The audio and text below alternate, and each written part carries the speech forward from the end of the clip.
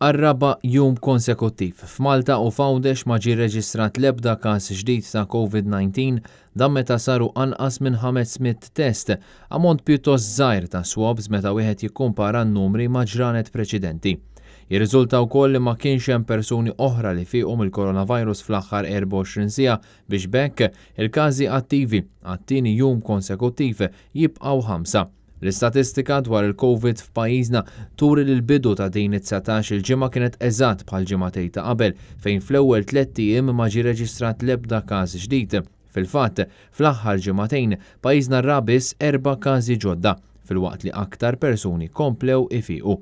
Bekk mis-7 ta' Marzu l-hawn f'Malta kien hawn total ta' 674 każ li minnhom fiequ 660 u sfortunatament tilfu ħajjithom 9 persuni. Intant, f'inqas minn 48 siegħa l-Ajruport Internazzjonali ta' Malta ser jkun qed jiftaħ għal 28 pajjiż ieħor ma' dawk li kienu approvati n-numru ta' ġimgħat ilu mis-Suprintendent tas-Saħħa.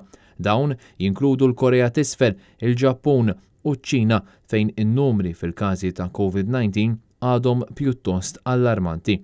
It-tnejn sar magħruf ukoll li fi ftit tal-ġranet il-Gvern se jerġa' jibda jiftaħ l-applikazzjonijiet għal ħaddiema barranin li jkunu ġejjin minn pajjiżi li mhumiex tal-Unjoni Ewropea dawk magħrufa bħala Third Country Nationals.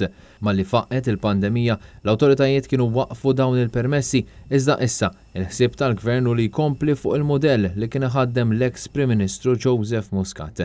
Is-sena l-oħra biss ġew Malta mal-20,000 ħaddiem bil-popolazzjoni tal-Gżejjer tagħna issa qabżet in-9 miljun.